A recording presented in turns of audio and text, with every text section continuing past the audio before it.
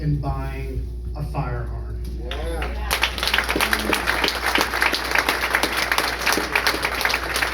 As a combat medic, I've worked with our military's weapon systems.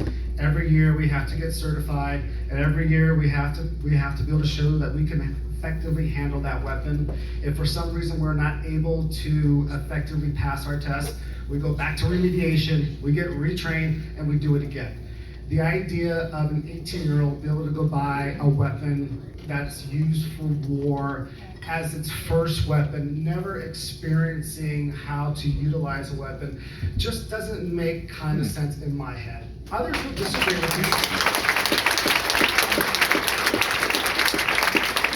So there's currently 17 states that have this ERPO law, and there's probably 7 to 9 other states that are looking to pass it in this session in 2019. One of the interesting ones you're going to want to watch is Kentucky. So we know Mitch McConnell is from Kentucky, so it'll be interesting to see if ERPO will get passed in Kentucky and how the NRA reacts to that with Mitch McConnell. But I'm digressing, and the point that I wanted to make is that of those 17 states that have extreme risk protection order, and if you don't know what an extreme risk protection order is, and I think all of you do because we're all part of this movement, but essentially high level, if you're in crisis, we can take your weapons away from you temporarily until we're out of crisis, and it's proven to work. It has worked. We know it works. Taking it away for a moment while you're in crisis does save lives. So the point that I'm trying to make is, of those 17 states, anytime case law has come and they try to use case law as a defense to say that this is unconstitutional, each of those states that has ERPO, the appellate courts of those states have shot that down. And they said, no, based on the constitution of our state, ERPOs are legal and they're allowed. So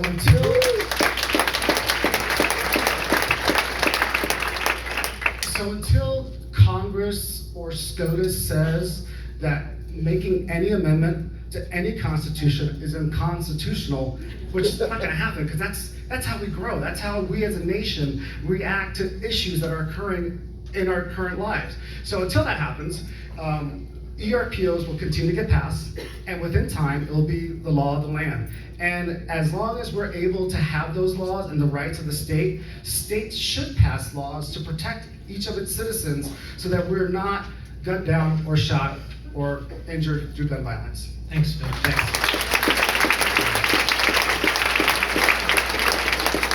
Since Vic has been so nice to be the butt of some jokes, he did say, David, privately, the problem I have is I get so many applause lines, it's going to take me longer. It did happen. You were right there. It's amazing when we speak truth, a lot of people like to hear the truth. Thank you, Vic. Senator. Yes. You're up. So you need to be on mic. Check. There we go. Thanks for sharing, Vic. So you've been in this fight. You know, you've been in at times where maybe talking about gun violence as an elected was risky. I would say that actually not talking about it is riskier today. But can you tell us and share with us like why it makes perfect sense as an American and as an elected public official to be out front and talking about this issue? Absolutely, because I believe that the legislation that we have passed in the state of Colorado has truly saved lives.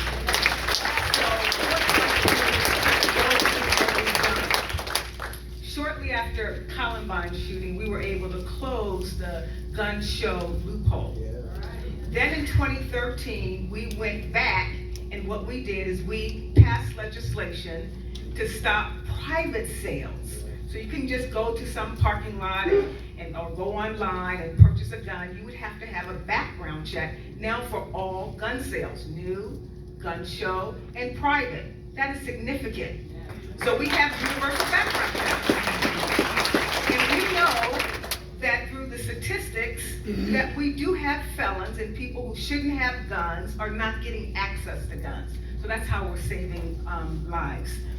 Also, shortly after the Aurora Theater shooting, Governor Hickenlooper was the governor at the time, And from the mayor to the governor to both chambers, they were saying, it's too early to talk about guns. You've heard it. You've heard our president say it. So, but for me, I just could not, when do you talk about it? You know, and you know, parents and the family were all traumatized that we felt attacked, that someone would go into a theater where you're supposed to be getting entertained and people lost their lives. So shortly after that, I decided with a coalition of other people that we were gonna do something. And so with a group of partners, we came up a list of like 13 bills that we wanted to kind of move forward. Of course, we couldn't do 13, we narrowed it down to 5. We passed all 5.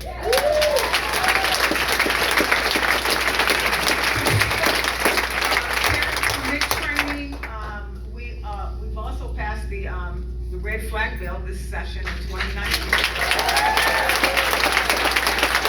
And the way that we're able to pass that legislation is because we said enough is enough. And we had moms and dads and people in the community stand up. And it was not easy. We had these airplanes, prop planes that were circling the Capitol and it said, hey, don't take our guns.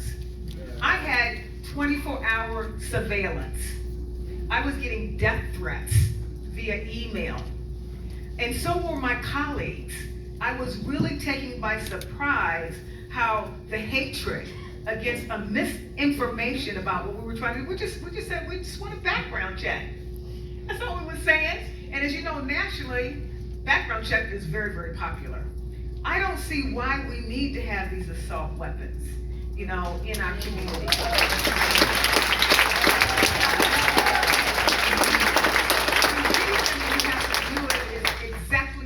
Ms. Gifford says is we have to be bold, we have to be courageous, and it takes political will and it takes political power.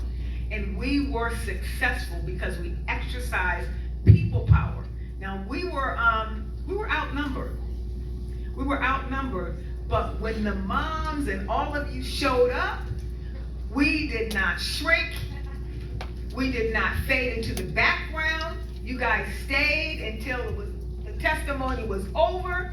And we got the work done and passed both chambers. The governor signed it, but there were consequences because there were recalls.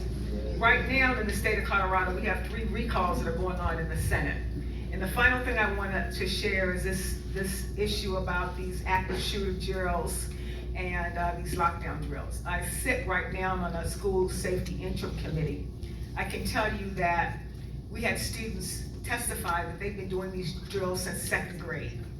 And she told us, she started in 2nd, she's now a sophomore in high school, and she's traumatized by it.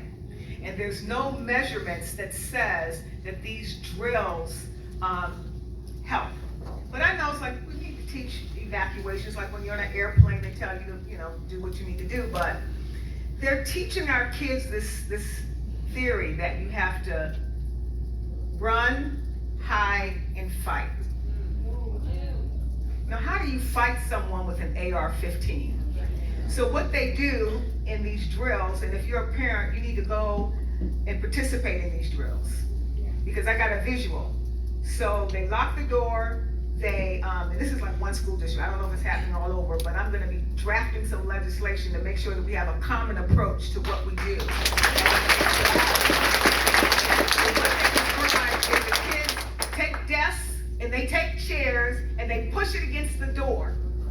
Then they ride and then they hide and huddle in a corner, but they're supposed to take something with them. So if they're confronted with the shooter, they're supposed to throw something at them. Now I believe that we should have drills, but is that the right approach? And then I ask other questions in reference to, well, how do you facilitate that? How do you just, after thinking someone's gonna kill you, come to your school and shoot you down, how do you just teach math? Yeah, We're math's gonna hard study now. enough. Math is hard Yeah. enough. And so we need to make sure that our educators are trained in reference to how do you facilitate that. You know, and so I think there's some things as parents, as a community, we should question about these active shooter drills. Thank you, Senator, and I'm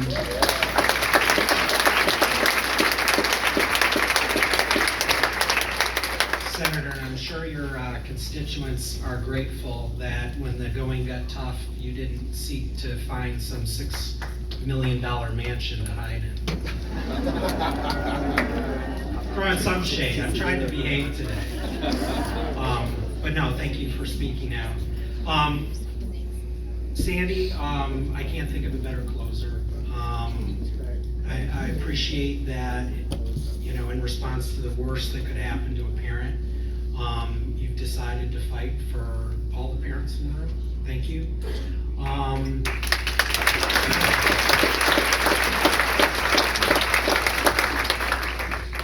So I have the privilege of working for a survivor.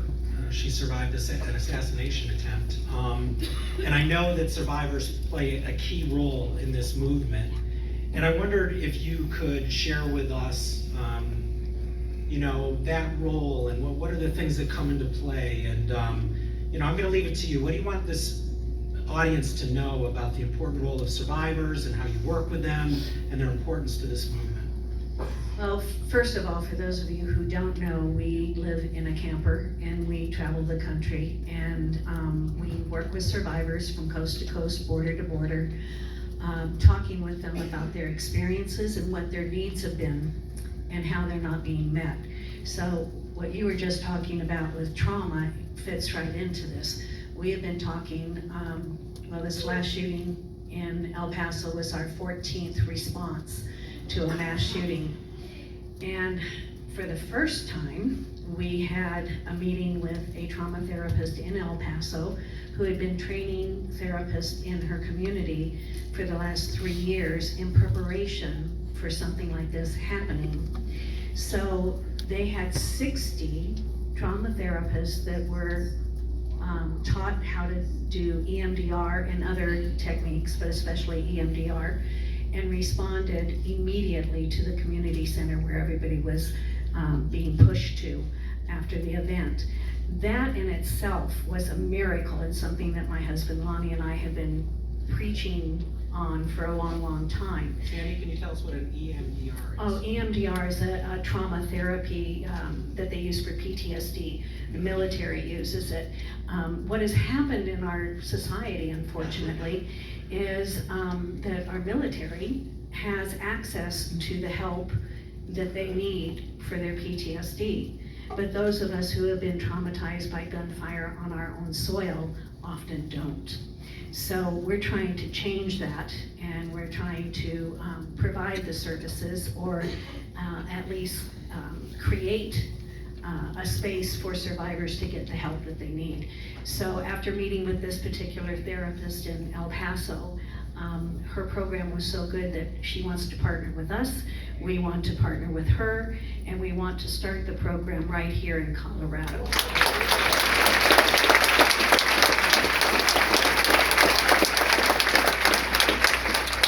We're extremely excited about that. We've also had our first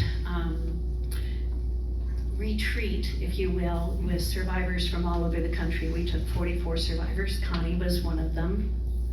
And it was quite an experience to see them go through the different trainings for PTSD and for trauma and leave there with new hope, new joy, and hope for the future, because that's what we really want to have happen with our survivors. It costs this country $227 billion a year to deal with gun violence and the results of gun violence in this country. That amounts to, somebody yesterday said that amounts to about $1,300 for every man, woman, and child in our country. And guess who's paying for it? The taxpayers.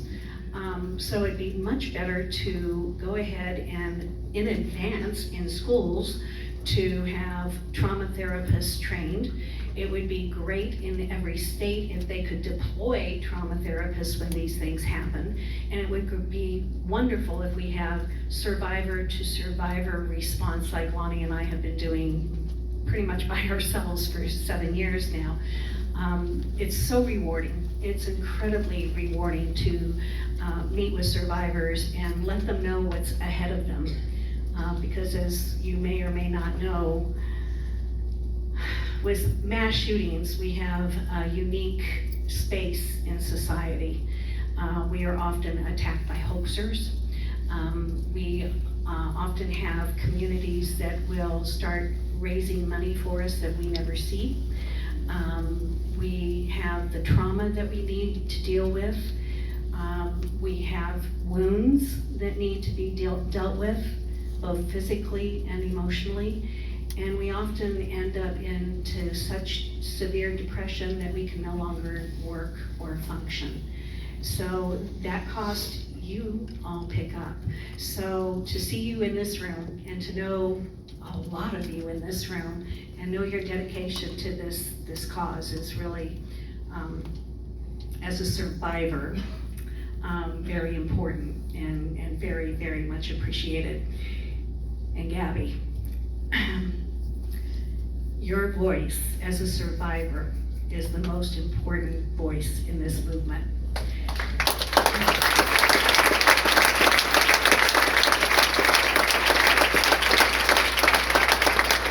Survivors have told us for years now that they feel very left out, that they're not listened to, that they're not included in policy, that they're not included in talking about what bills are important to them. So to have a leader who is a survivor leading that charge is really incredibly meaningful to all of us that are survivors.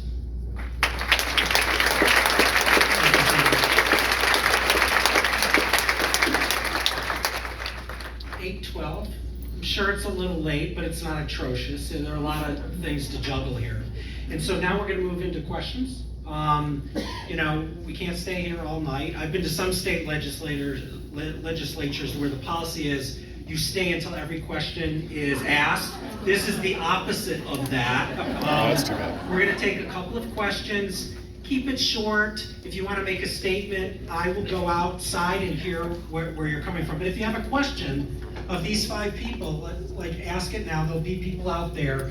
But please do introduce yourself and where you're from, or if you work for an organization, we'd like to know that. So this is when someone says there's a question and someone, we got people in the audience. Hi, thank you guys so much for everything you're doing here. We really appreciate it.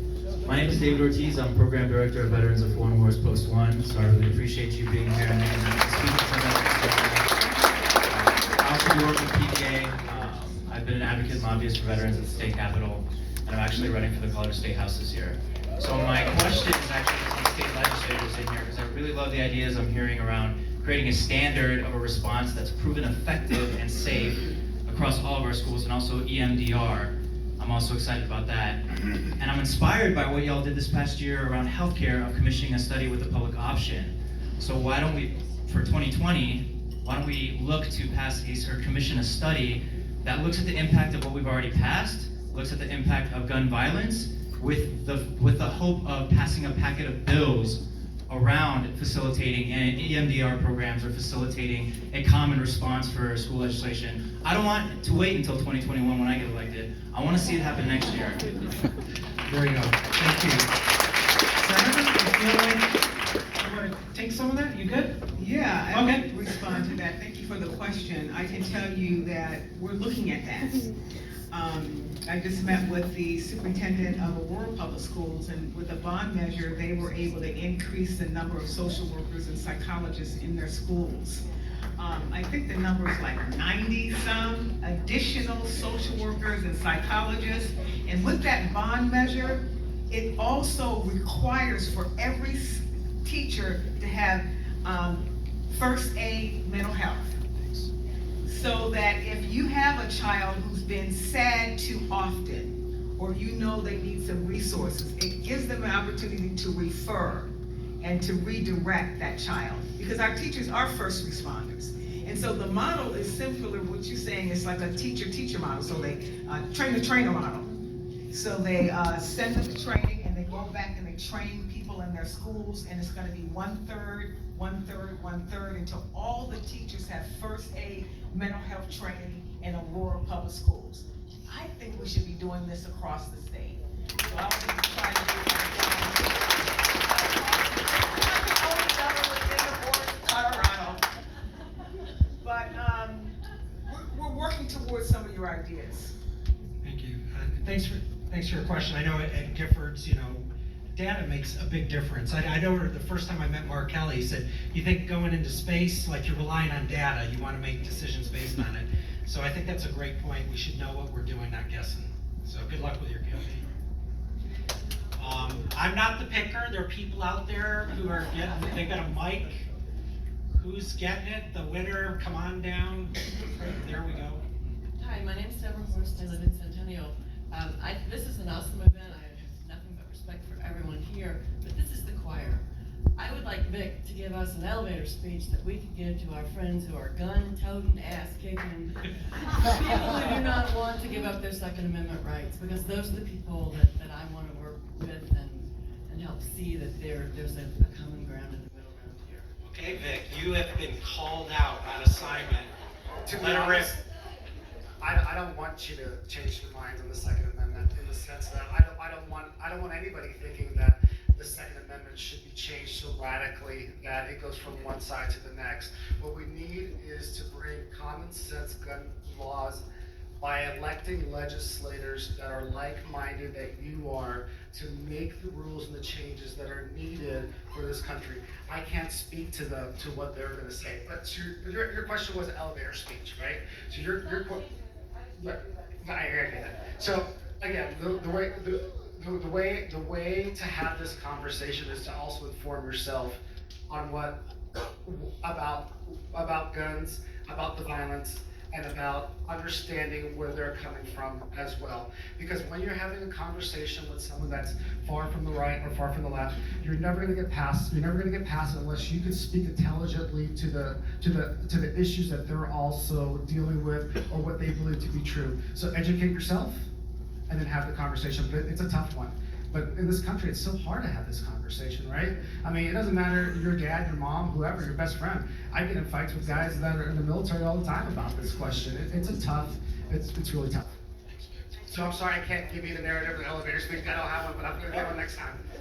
I think the best way to answer elevator questions like that is say, don't forget the first part, well regulated. And that usually quiets them down, because what's happening in our country, unfortunately, is we're not well regulated. And we're not regulated from the national unit. So you've got these state laws that say one thing, and you've got a national law, or the state next door that has weak gun laws. So that's why we need national laws, so we can be consistent across state lines. I'm glad you asked the question, Vic. Like, I believe that the responsibility of gun violence in this country is up to gun owners like me and Vic to help solve.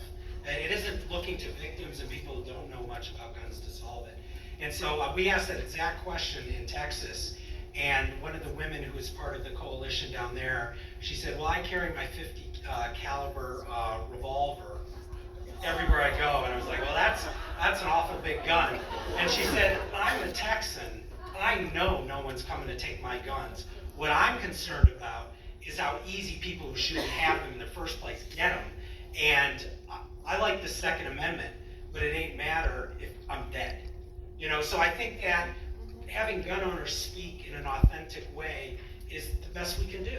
And I appreciate Vic gonna put up with the trolls you're gonna find after this, but we gotta speak up. So I appreciate it. Just one last thing, what I always laugh about, and I don't know who said this, but I'm just paraphrasing someone else.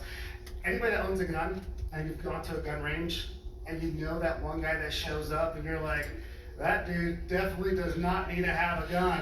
And you're like, geez, now we gotta leave. So there's always education, understanding weaponry, and so yeah. So thanks. I just wanted to add that Mr. Mauser has one of the best handouts I've seen about having those conversations with gun owners. So I don't know if you've got access. It's out in the lobby. So great handout. Right. Who's next? Who's getting picked? Question. Okay. Hi, my name is Michael Kirby. I graduated from Columbine in 2016. Hello, Mr. Leyva. What grade did you get? I didn't have Mr. Leyva, but you know what? All respect to you. But my question is specifically for Emmy. As a young person who's trying to get involved in politics, I'm currently majoring in poli-sci at MSU Denver. But what would you say to people who are aspiring in politics and wanting to get engaged on issues important like this one? That's an awesome question. And shout out poli-sci. My best friend's majoring in poli-sci and I'm minoring in it, so cool. So I think, somebody said this earlier on, I think on the panel, that the 90% of it is showing up. Coming to events like this is most of the battle. Showing that you have support is a really big part.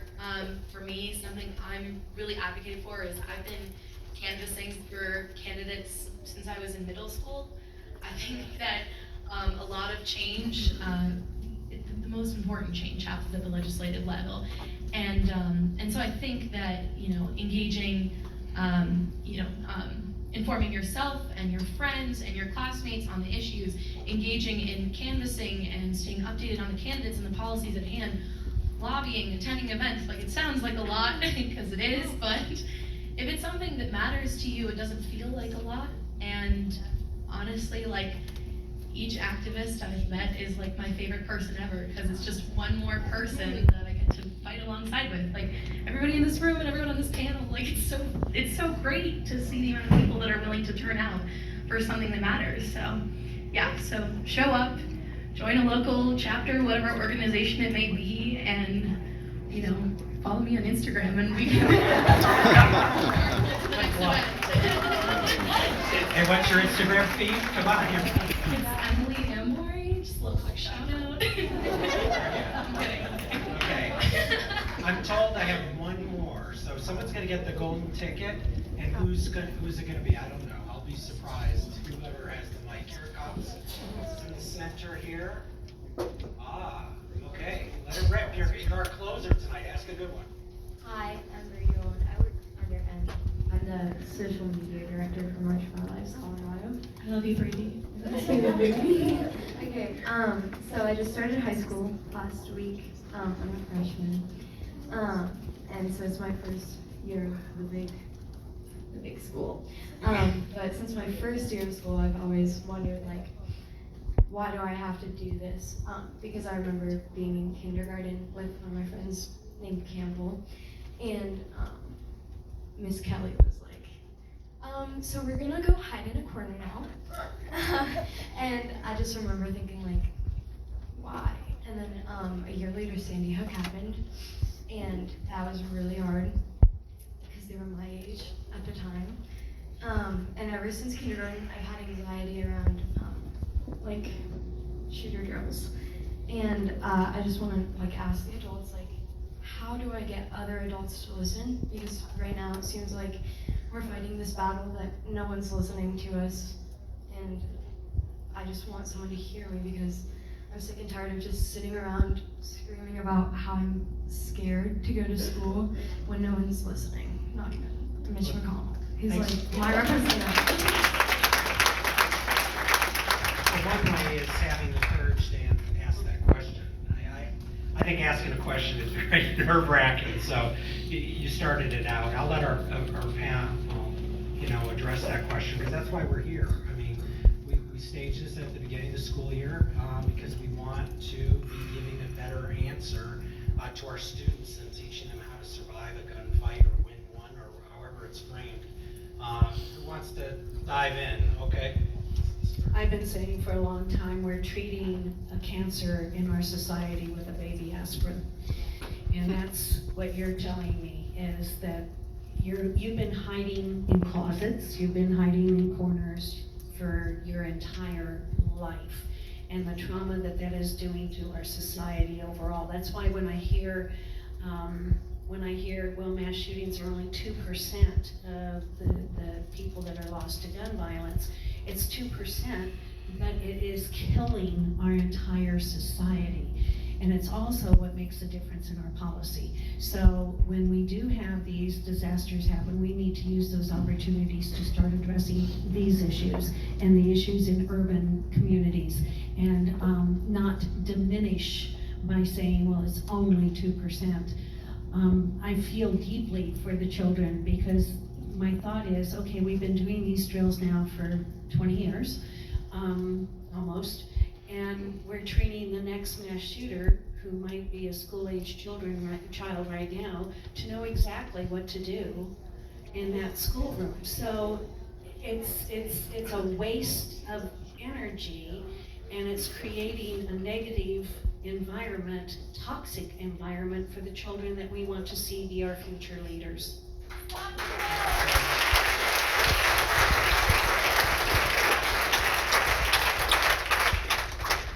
Okay, so here we're winding down. This again is gonna be, this isn't the first conversation we've had. Larger crowd, we keep doing this. So I told you 90% is just showing up. Is that still an A minus, please? Okay, so how do you get an A? You imagine, like, what could you do in this movement if you stepped away from your seat? That's something to think about. It'll be different for different people. If you believe that there's good legislation in the House of Representatives that requires background checks everywhere in this country, just like you do here in Colorado, and why that's important, as an ATF agent, I know half of your crime guns in Colorado come from other states. Other states, like, how does that happen? Why is Florida and Texas on the top of that list? That's a long way away. How did those guns get here? These are questions we need to be asking. One way to solve this is have background checks everywhere. So what can you do that's easy? We sort of gave you the thing. I guess you text this, and you can talk to senators and say, hey, like, not for nothing, when you get back from vacation, we'd like to see you vote on this. So do that. And if they don't, we can make different choices, right? Yeah, but keep talking, keep doing these things. It matters, things are changing. Thanks for your attention. Thanks for supporting the panel members. Thank you.